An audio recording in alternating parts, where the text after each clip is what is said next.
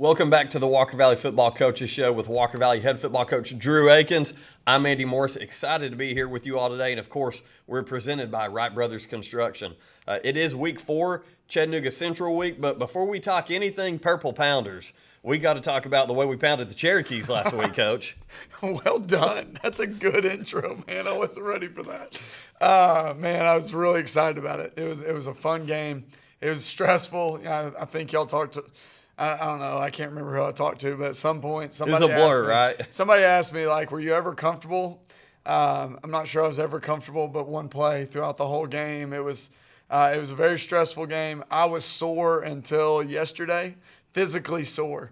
I think just from being the tense and the excitement of it. And I think I did a lot of fist pumps throughout the night, so that got my shoulder kind of sore throughout the weekend. But it was a fun night.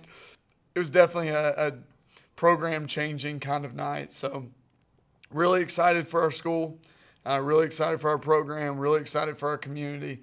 It was a really special night that I'll remember for a long time. Well, you talk about your shoulder being sore. I imagine Chase Stevens' arm is a little sore. You're on point. I'm ready to go. I love ready it. to go. This is great. But he threw for 503 yards. Is that correct? Yeah, unbelievable night by Chase. I think he got several players of the week throughout this week. I think he got the Chattanooga Times Free Press Player of the Week. He got the Cleveland Daily Banner Player of the Week. He had a really special game. But if you read the article from the Times Free Press in Chattanooga, man, him giving praise to everyone around him was really cool to see. It's really a great picture of who our team is right now. A kid that went 25 of 34 for 503 and 5 touchdowns. And, man, he praises his receivers. He praises our running back, praises our offensive line. He really gave praise to everyone around him. And I think that's a great picture of our culture right now. Our team has really bought into the selflessness. And they're not only bought into saying those things, but they're living it every single day. So really special night by him. I thought our offensive line did a great job bouncing back off a tough night with, giving up protection against Bradley to come back and give up one sack on a twist. They got us on a twist. But really, other than that one sack, our offensive line didn't give up a pressure all night, gave up the one sack, and really didn't give up a hit. I mean, Chase didn't get hit on a drop back pass throughout the night. So really proud of our offensive line and the way they worked throughout the night. Ashton Roshak, Caden Lassen, Andrew Dugan, Jason Jarnigan, and Cooper Bitzel. I thought they played one of the better games up front when it comes to pass protection that I've ever seen. So it was really awesome to see that. And then obviously having 3 receivers have the night that they had with Sawyer Boyd and Roman Yulo and Luke with the lowest amount of yards, but 3 touchdown catches. So just the way we spread the ball around, the way we were able to attack, it was a really special offensive night. And Chase led that, and Chase is really buying into being a great distributor of the football. Of course, last week the Mustangs beat McMinn County 54-42 in the very first region game of the season here at the MAC. A very exciting game as we're talking about Chase Stevens' performance. Mm-hmm. And one thing you talk about the offensive line, going back to week 2 against Bradley, the second half of that game, you could see them kind of turn a corner, and I feel like they continued that against McMinn. Yeah, I think they took a lot of that to heart. I'm coaching offensive line right now, and I haven't ever coached offensive line at a position, but I do feel very comfortable with offensive line. I do feel very comfortable with that being one of the best positions that I'm able to coach. I've been around a lot of really, really good offensive line coaches in my career. Guys that have done it in college, guys that have done it in FBS level. So I have a lot of confidence in coaching offensive line, but I think our offensive lineman took the game versus Bradley personal, and that shortcoming that we had as a group, and led by me. I said it pretty continuously. Our protection plan that game was just so poor. So I think we all took it to heart as a position group, me as the leader of that position group, and they did an unbelievable job throughout the night. Even the passing yards is great. I mean, 503, 1 sack, no pressures, no hits. That's great. But what I was most impressed by was the 196 rushing yards that we had. When the game turned into an inside run game, and we had to go get a first down, and they knew we were running inside the tackles, we were able to go get 3 first downs and kill the clock and win the ball game that way. But Kaysen had 136 yards rushing on the night. Kaysen Cunningham has been an outstanding addition to our offense this year. He's been so tough running the football.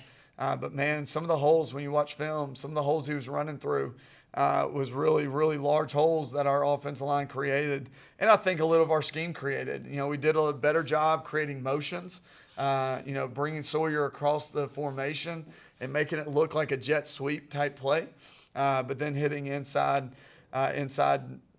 duo behind it or power behind it, or even, popped a couple counters as well. So I really was just proud of our game plan offensively, was really proud of our execution at all positions, and I thought that led to a big night. So you talk about it leading to a big night. You set a school record for most offensive yardage in a single game with 691 total yards, and that broke the old record set in 2017. That 2017 team with Colton Gibson and company, you talk about being 3 deep at receiver. Yeah. That team was as well. They had 671, so broke that record by 20 yards. Yeah, really a special night. I got asked several times because people saw, I think, the 691's a school record, and they asked me if I had ever done that, and I cannot remember a time that we've had that many yards offensively. And you were a part of some Red Bank offenses Red that Bank had and some, Udois. yeah. We had some big time offenses at both those places, but I don't ever remember having 700 yards offense. So it was a really cool night. It was something I'll remember a long time. But I got to give credit where credit's due. I think Coach Pope did an outstanding job. Coach really came up with a game plan, and I told you on Friday, and it holds true, about second drive, I think midway through the first quarter, I was like, "Hey, Coach, it's your night," and he called the whole game. I mean, he called from mid first quarter on. I think we script 10 plays. Our script is always 10 plays, and we hold true to that script. A lot of people say we script 10 plays and we go off of it pretty quick. No, our 10 plays that we script, we run. But I'm pretty sure when we got done with that script, he took over. And from that point forward, he was calling all the pass game especially, but also mixed in some of the run stuff. So was really proud of Coach Pope. He deserves a lot of credit for the offensive explosion that we had the other night. Yeah, so I ran into Coach Pope today, crossed paths in the hallway, and I said, "Coach Pope, you've set a standard now." So that's the expectation, roughly 700 yards every game, right? Yep. That's how it goes. Yep, so when we don't get that, it's Coach Pope calling it. When we do get that, I may take credit for it as we get back into it. That's it. No, he's done a great job. It's been fun to watch him grow. Coach Pope is the only coach left from the original staff when I took over in 2019. So we've been together every year we've been here. He's the only one that stuck around and been through a lot of the adversity that we've been through. But we kind of know each other. We understand what each other is going after when we go, at certain pass concepts or run concepts. We've gotten to where we really think alike, and it's given me a lot of trust to turn over, a lot of the play calling to him.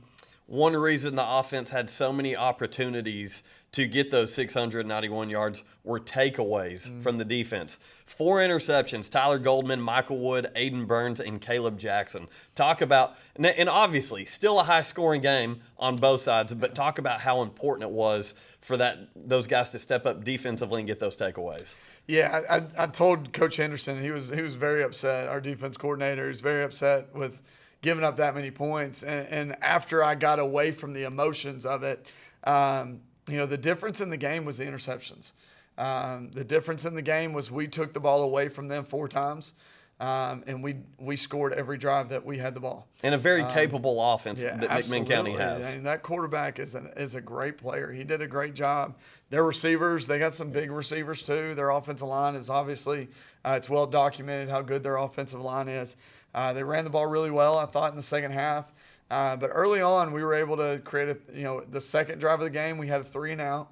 And then we had the 4 turnovers. And that's the difference in the ball game. And in games like that where both offenses are very good, turnovers become the difference in the game. And honestly, our 1 turnover is what made it look as close as it was. I think we dominated the football game throughout the night. We had control of the football game throughout the night.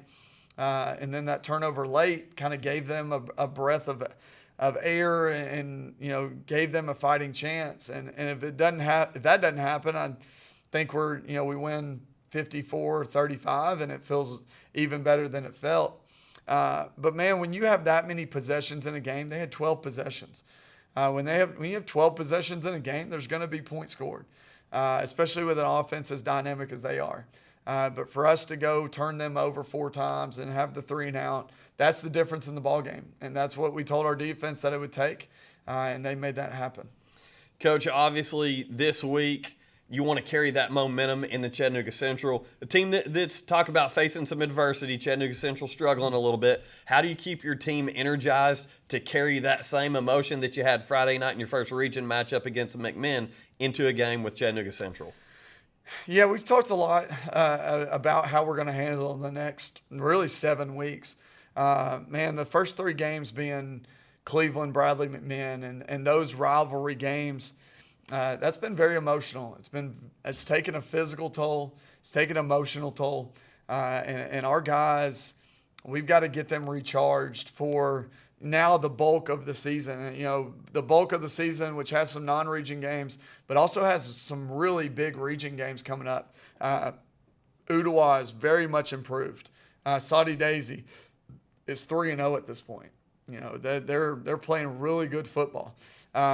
Lenore City, East Hamilton, Ray County is playing really good football right now. So the rest of our region is still looming ahead. And all we did on Friday was go 1-0 in the region. And we've talked to our guys. We are a very good football team right now, but we're nowhere close to where we want to be or need to be to create or to hit the goals that we've set. We have set goals that we want to win the region. That's always our number one goal. We talk about it every single year. Our goal is to win the region.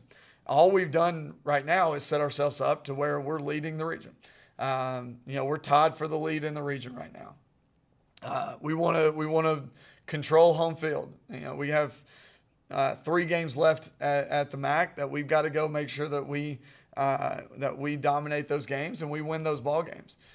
We want to make some noise in the playoffs. Those are our goals that we want to accomplish. And right now, we're not a good enough team to go do that. So we talk to our guys about, hey, every day you walk out here is an opportunity to go get better at what we're trying to get better at.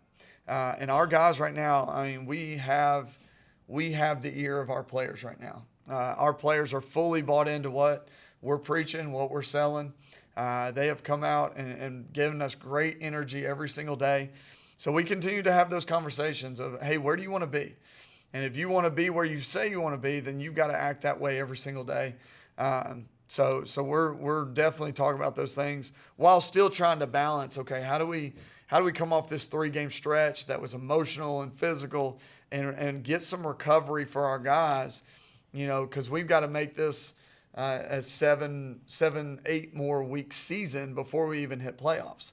So we're trying to make concerted efforts of being able to take physicality off of our guys when we can, but also bring in that juice when we need it in practice. So it's been very important in our planning, and our players are buying into everything we're asking them to do.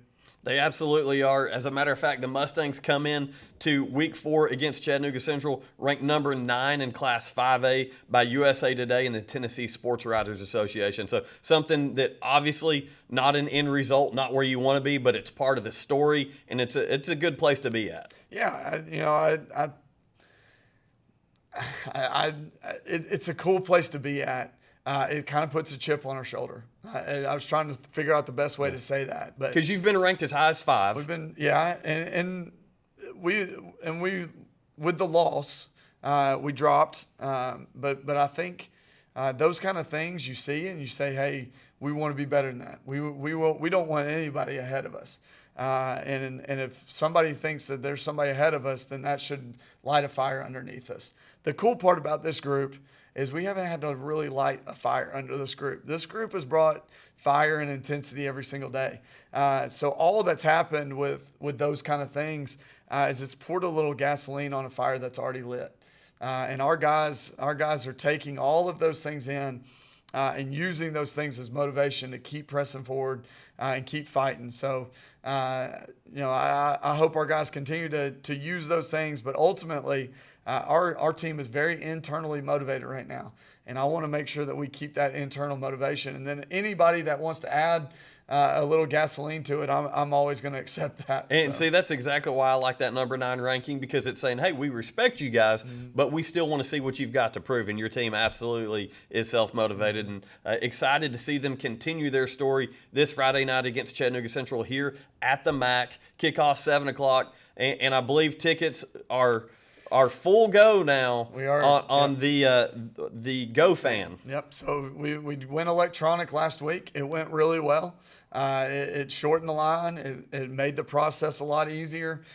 We still will sell cash tickets at the gate, but the Go Fan gives you an opportunity to look out early. A little bit more efficient. It's a little more efficient. It allows you to get your tickets early and gives you an opportunity just to show that ticket when you come in. We're going to put the link out on our social media. That way you can grab it on your way to the game or on Thursday before the game. That way when you get to the game, it's as easy as walking in. And you can still get tickets at Monogram Market, Gobbles Automotive, the Town Square, and right here at Walker Valley High School in the main office. Coach, what do you say we go ahead and take a quick break? When we come back, we're going to have film session with Coach Akins and Jacob Mason.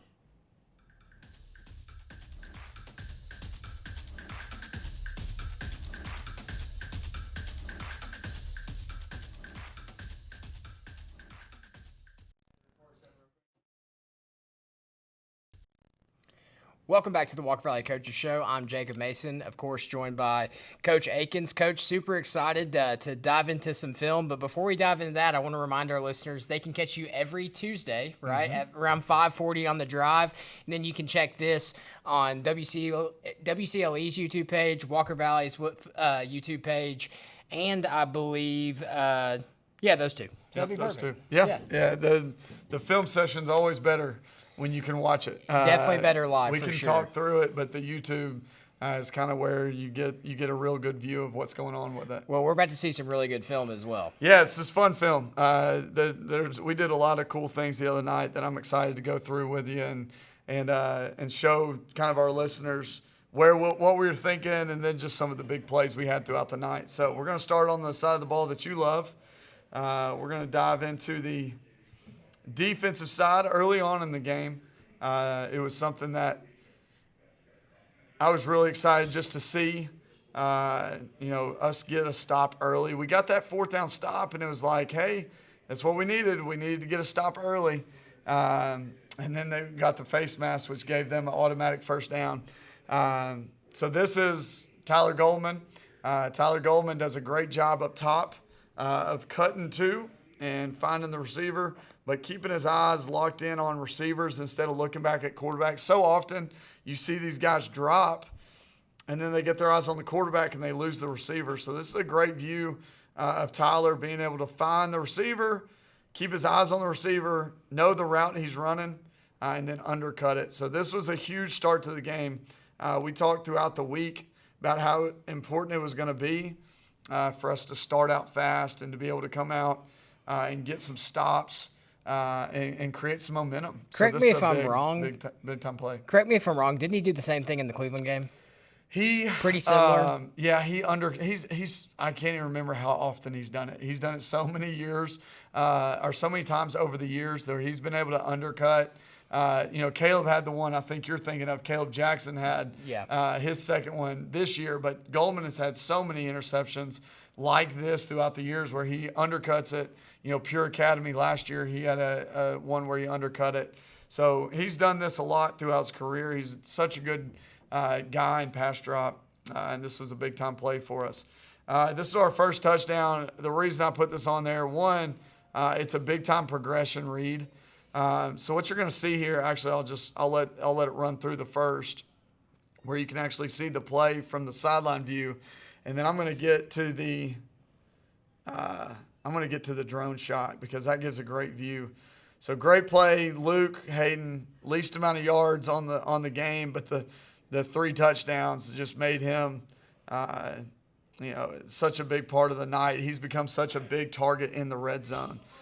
So let me show concept-wise how cool this is, because you'll understand as we get into it, how much this play involves with Chase and his eyes.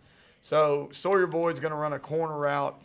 He is an alert. We call that alert. If we like it, we'll take it. If we feel like they've left him open, or they're not playing man, or they're not underneath him, then we'll throw that. And then it gets into our concept. So the concept is a mesh concept. You're going to get running back into the flat. You're going to get a shallow cross by number 3, a spot route by number 2, and then Roman is our shallow route coming from the other side of the field.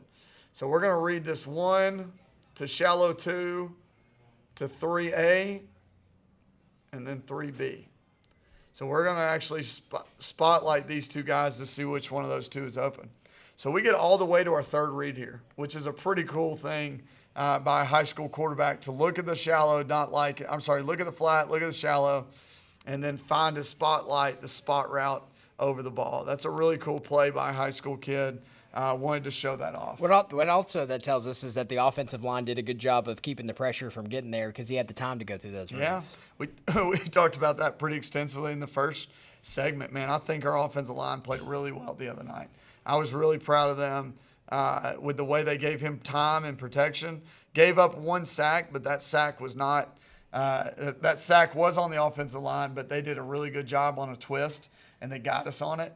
Throughout the rest of the night, Jacob, we did not give up a pressure or a hit on a pass, drop back pass protection. So really proud of our offensive line and their play throughout the night. Another big time play, and again, first half, I think the difference in the game early on was the turnovers. This was kind of gifted to us. Hits off their receiver's hands, right into Caleb Jackson's hands. We're able to get the ball on a plus side of the field. When we got the other night, when we were able to get the ball on the plus side of the field, it turned into a really successful night for us. We were able to score from plus or minus, so really happy with this. So I'm going to do a 2-play sequence here that I thought was really cool, and this is, with our time, I want to get this 2-play sequence. So throughout the night, you saw us do this. We're running Sawyer Boyd on what we call an orbit motion. We're running a run play to the left, and we're running an RPO with now a slant or a glance route with Roman. I think we did the glance route with Sawyer's son. We can do it with Luke Hayden. We have a lot of different ways to get to this concept, but ultimately we're blocking duo, and we're going to read it, and then we're going to read the pass concept off of it. So early on in the game, you saw the orbit, and they were keeping this safety. So throughout the night, we told Chase, hey, our read in the pass is this safety right here. And if that safety drops back on the glance and they double team the glance, then there's nothing left for our orbit motion, right? And throughout the entire first half, that's how they played the game. They played with the safety deep. They were double teaming Roman. They were giving us this swing route on the orbit route. We gained a lot of yards in the first half on that. You can see how late they are to leverage in that.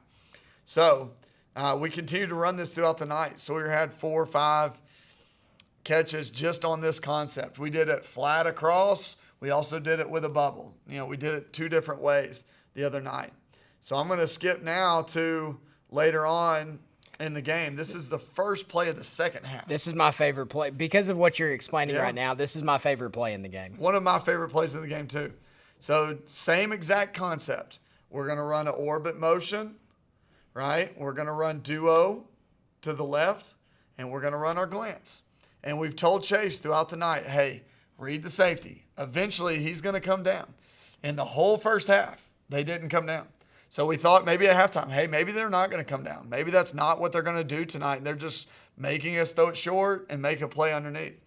First play of the second half, they decide to change this. They run a sky coverage. They come down a little bit. That's all it took. Did you see how little the movement was? Yes, but look at the where he places that football too. Such I mean, a good it's throw. in between three defenders. Yep. So just a slight movement down by the rover now, which gives our glance a chance to get behind him. And like you said, just a great throw and catch. And then Roman, after the catch, was so dynamic on this play.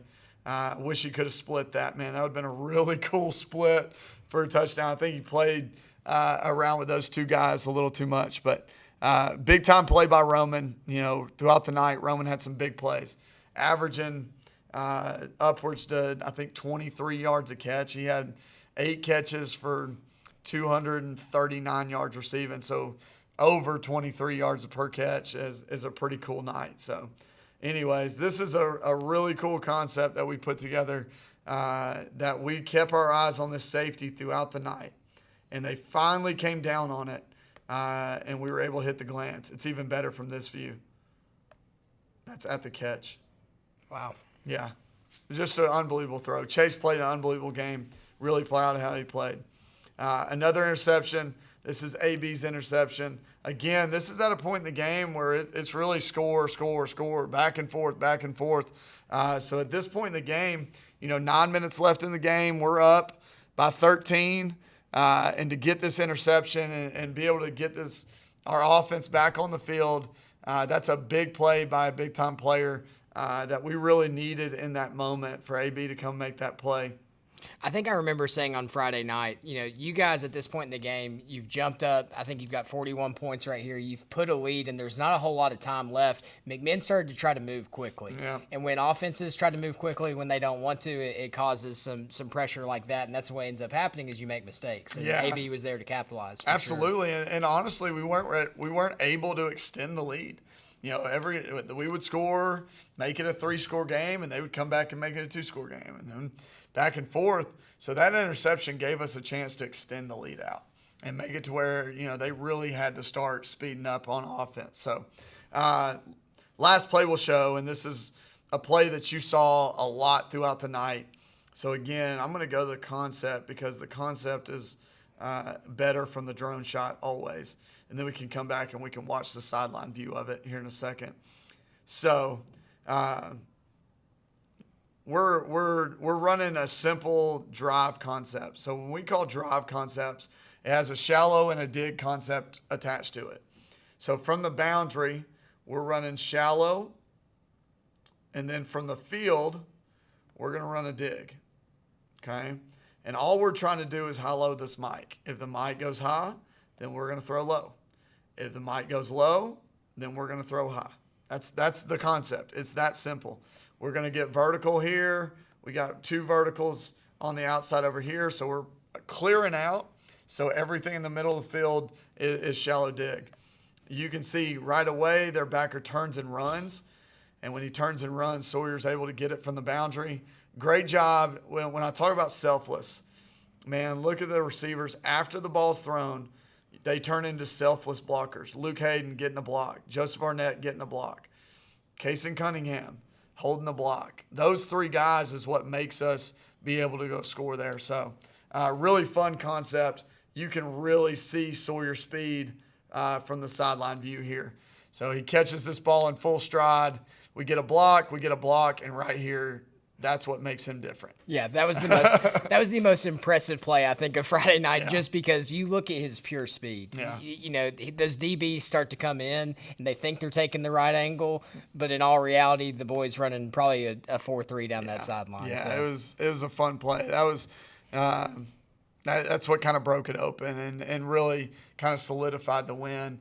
And he had such a great night that I'm glad he got that long pass play to kind of end the night. So really fun night. Again, I was really proud of our program, but bigger than that, I was proud of our school. I was proud of our community. Just to be able to go and celebrate that win was big time. So really excited about where we're headed as a program. Absolutely. So you talked about school and community. Got a big night coming up this Friday night. You're having Ocoee night, I believe. Absolutely. Correct? We got a Ocoee night. Is this Friday. We're going to celebrate Ocoee Athletics and their programs. We're going to do that in the pregame. So Ocoee athletes, Ocoee families, come to the game early at, I think it's 6:15. We're going to get the groups together. And then about 6:30, 6:35, we're going to walk them out on the field, and we're going to recognize each group. And then we're going to go play Chattanooga Central, and we're going to hopefully keep the momentum that we've built. And our guys continue to hopefully sustain that throughout the rest of the season. Absolutely.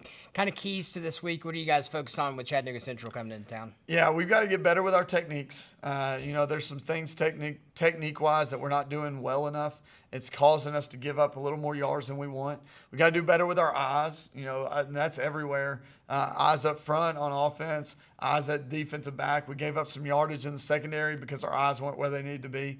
So we've got to do a better job with those two things, and that's what we're working on these 2 weeks. They got a running back that's a really talented kid. He's been able to pop a few runs, and they really load the box and stop run. So I think you're going to see us have to throw to run this week. So we've got to be dynamic again in the pass game. We've got to be efficient in the pass game.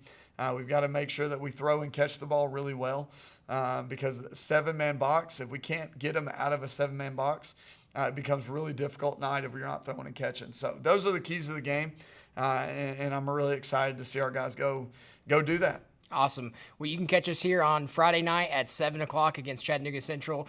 You can buy your tickets a couple different places in town. Can you still come to the school and get them as well? Still come to school. We got Gobbles. We got Monogram Market. We got Town Squire. And then we've done the online thing. Awesome. Online tickets have been a success. So we're excited to continue that. Yep. So big night here at the MAC this Friday, 7 o'clock. If you'd like to catch this interview, you can get it on Facebook or on our YouTube pages. And also, we've got Coach Akins coming on the drive here in a short time at 5:40 every Tuesday. That's on 101.3 The Drive. So super excited to talk to you, Coach. Can't wait to see Friday night's results. Absolutely. Thank you, guys. We'll catch you next week. Go Stangs.